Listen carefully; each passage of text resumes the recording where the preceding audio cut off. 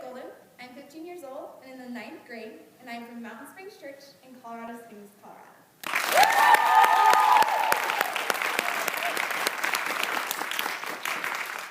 Today, I will be giving a literary interpretation of the book, The Oak Inside the Acorn by Max Lucado.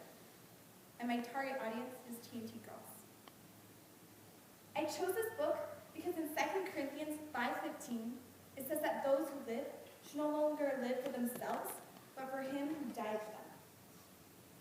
I often find myself getting so caught up in fear of the future and what I'm supposed to do with my life that I forget my purpose is to live for Christ. And the best way I can do that is to just be the person God made me to be. The acorn looked at the world around him. Green hills with their backs in the distance. Bright daisies bloomed below him. The world looks so big, the little acorn said to his mother. I'm just glad to be right here with you. His mother was a tall, beautiful oak tree. I'm glad too. It's good for you to be here with me now.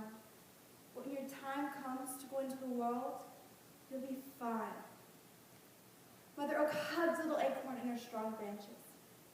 Within you is a great oak, little acorn. Just be the tree God made you to be. The thought of letting go and leaving the safety of his mother's branches was scary to little acorn, so he tried not to think about it. But deep down, he knew the time was coming. The time to let go came sooner than little acorn wanted. He was resting one summer afternoon when, thud, the tree shook. Little acorn began to swing back and forth. His stem began to pull away from the branch. Oh, Mom! It's okay, little acorn. It's time. You've got to let go.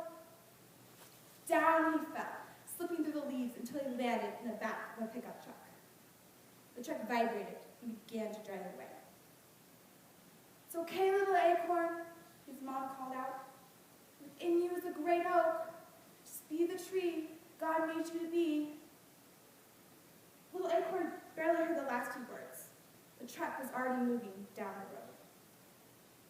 As the truck bounced, so did the little acorn. Ouch, he said. This is rough.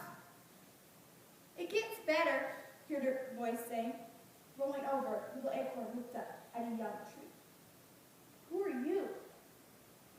I'm a new little orange tree on my way to be planted. Okay, little orange tree, it's time for you to be planted, our farmer said. He took the tree and was gone for a long time. Little acorn stared at the sky as it began to darken. He missed his mother oak and her strong branches. This would be his first night away from her. The tailgate banged and the farmer jumped in. A quick sweep, he said. Now I'm headed home. Little acorn had never seen a broom before. He barely saw this one before it sent him high in the air. He landed in the soft dirt. I was wondering what happened to you. It was Orange Tree. Is this your new home? It sure is, and it looks like it's your home too. Orange Tree, what do I do next? Just settle in, little friend, and rest. God will make you grow. And so little acorn did just that. That night, that week, the next month. When little acorn awoke, he didn't know where he was. He stretched higher and higher until he popped out of the dirt into the sunlight.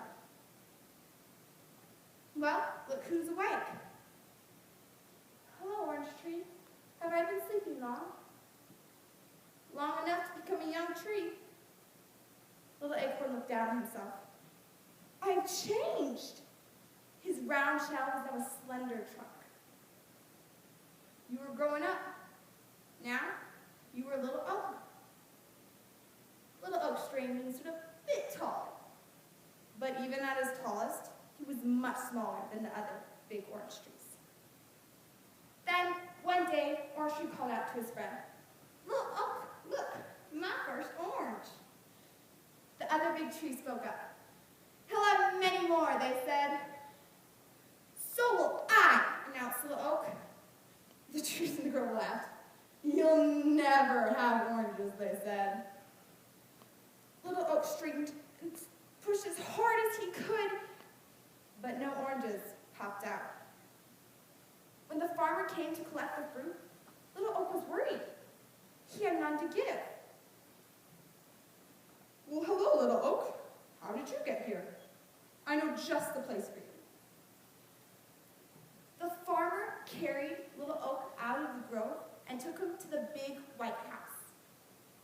Then he dug a hole in the dirt and set Little Oak inside. Little Oak liked his new home. For the first time, he saw taller than almost everything around him.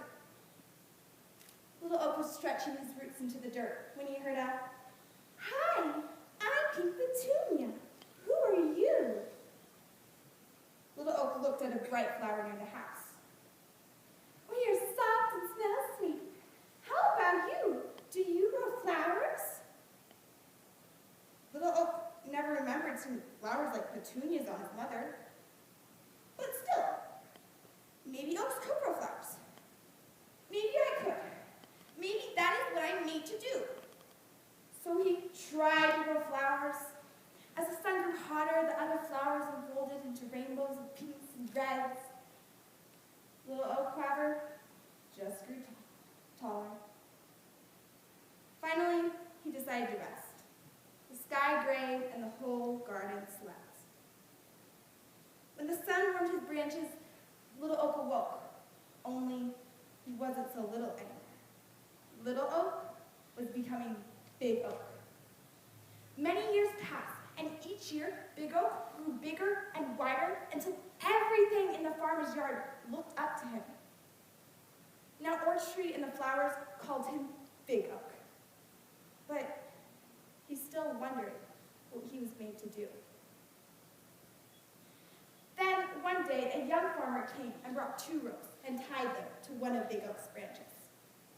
Close by, a little girl watched. "Can I do it, Daddy? Can I swing?" "Go ahead." And the little girl with bright blue eyes sat in the swing. Big Oak felt a tug, but barely. He was strong, and little girl was small. With her daddy's help, she swung forward. Not too far, but farther the next day and farther the next. Big Oak loved the sound of the little girl's laughter, her squeals of delight as she swung higher and higher into the air. Yes, Big Oak loved little girl. She played in his branches, climbed his trunk, and together they grew. And at last, Big Oak knew he had become the tree God made him to be. In time, little girl didn't swing so much. She sat more and played less. Little girl was becoming Big Girl. She spent many blue sky days leaning against Big Oak's trunk, watching the clouds drift by. Big Oak knew Big Girl had a big question on her mind because she said things like, "I don't know what I'm supposed to be, and how can I know who I am?" Big Oak wanted to talk to Big Girl. He knew just what to say. He would say, "Within you is a great girl. Just be the person God made you to be. Orange trees grow oranges, flower plants grow flowers, and oak trees grow big enough and tall enough to hold little girls until they become big girls." But he couldn't say the words. One day, Big Girl was so sad. She just sat, say the tears flowing down her cheeks. "It's hard to let go," she said. Then Big Oak had an idea. The next time the wind blew his branches, Big Oak let one branch shake more than the others. A little acorn popped loose and landed in Big Girl's lap. She started to toss away, but stopped. She turned and looked at Big Oak. "Were you ever this small?" "Of course you were.